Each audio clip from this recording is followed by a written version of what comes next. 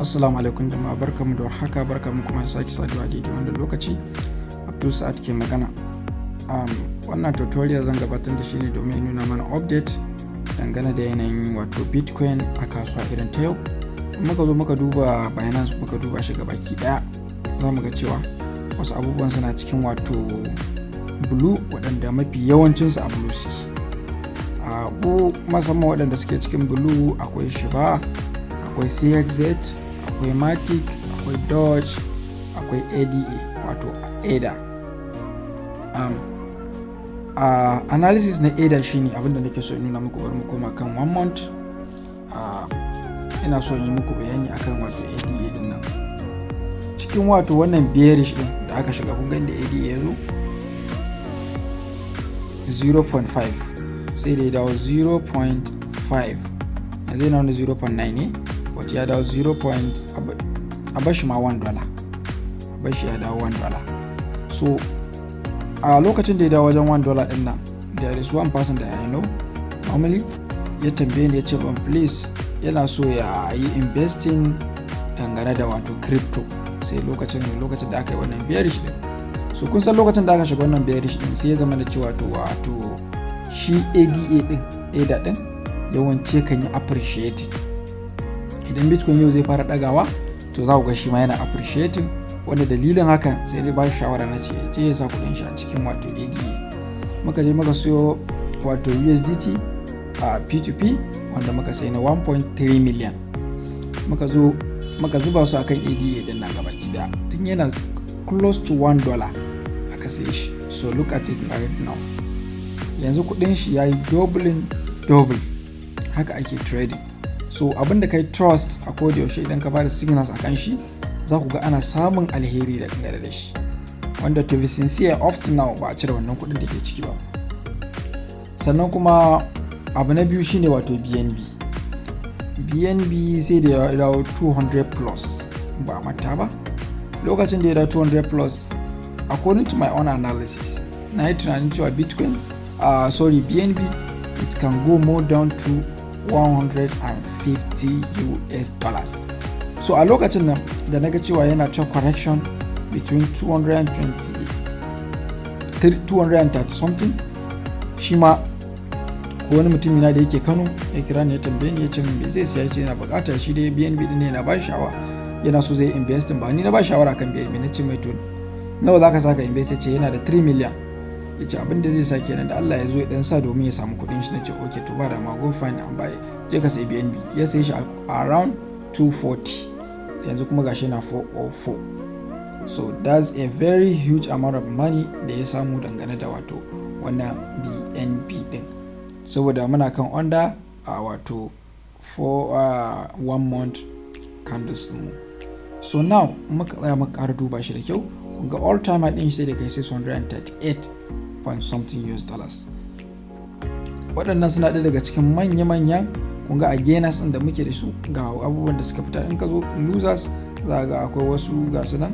Sannan kuma a gainers ɗin mu kamar yadda na bayani, idan muka dawo cikin gainers ɗin mu akwai UTK wanda shine yake top 1, akwai OM, akwai Front BUSD, akwai Auto BUSD, kasuwar Binance kenan. So now muka je 24-hour trading volume, za mu ga BTC wanda yake da 2.21 billion US dollars, sannan akwai Ethereum yana da 2.03 billion US dollars, sannan kun ga follow by ADA shine 848.40 million US dollars.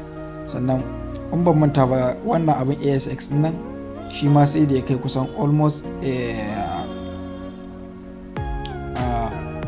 is it around nawa ne ya kai ASX nan, ya zo da ya bada kuɗi, wanda idan na zo na buɗe muku ASX nan za ku sha mamaki akan shi.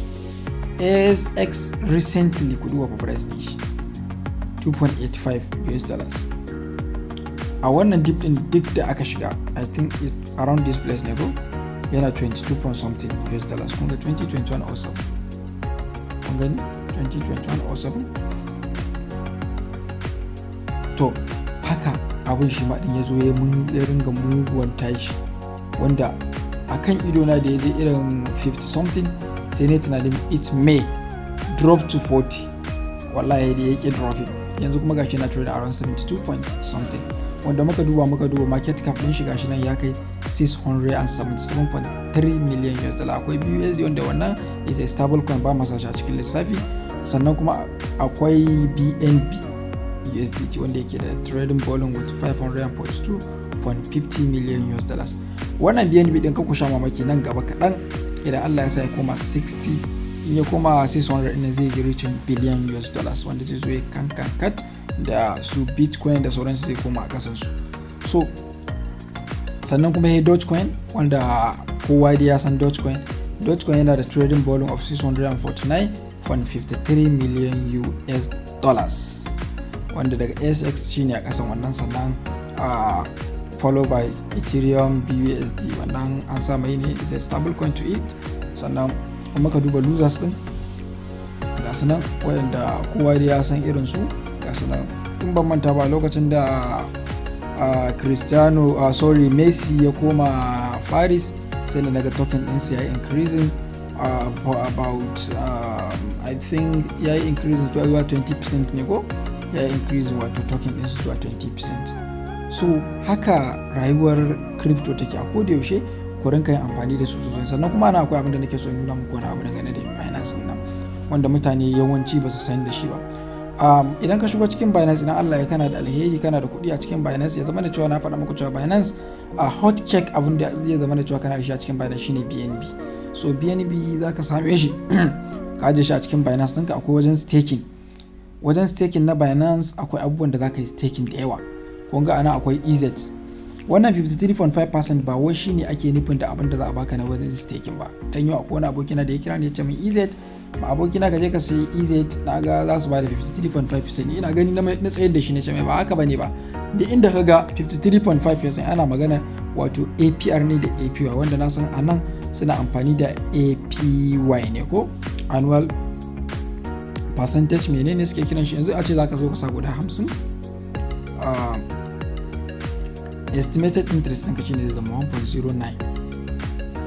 ina fata kun fahimta. So now kun gani idan baka sa komai ba, idan ka zo ka sa guda 50, in ya zama da cewa to ai percentage ne, idan na sa guda 50 ai zan samu guda 25 kenan ko idan aka duba maganar to, amma suna based on APY ne. Bari ku gani inda APY din take, kun gan shi estimated APY, kun ga wajen nan gashi nan estimated APY shine wannan annual percentage rate ne, wannan din su suke amfani da shi ko. Abinda za ka yi sai ka zo ka yi confirm, ka yi wannan din shi insha Allah. Bayan ka yi komai ka gama, sai wato annual interest rate din su shine APY din su APR.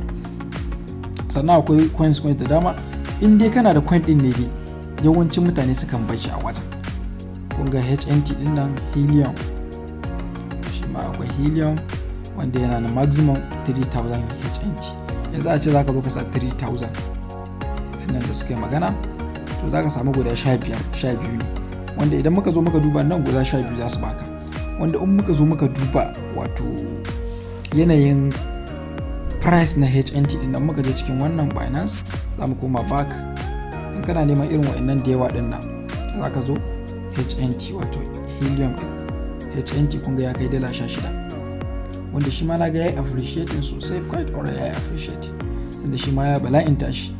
Wanda kuma suna da wani software nasu wanda zaka je kai order din shi online, wanda zai baka dama ka rinka staking din shi, suna baka shi kaman kana mining din shi, wanda shi ma insha Allah a gaba zamu bidiyo musamman dangane da yadda mutane za su rinka wato amfani da shi wannan HNT Helium din nan. Sam anan kuma ina ga tunani na ba wani abu da ya kamata in nuna muku anan, sai dai nan gaba idan zamu bayani akan wasu abubuwan.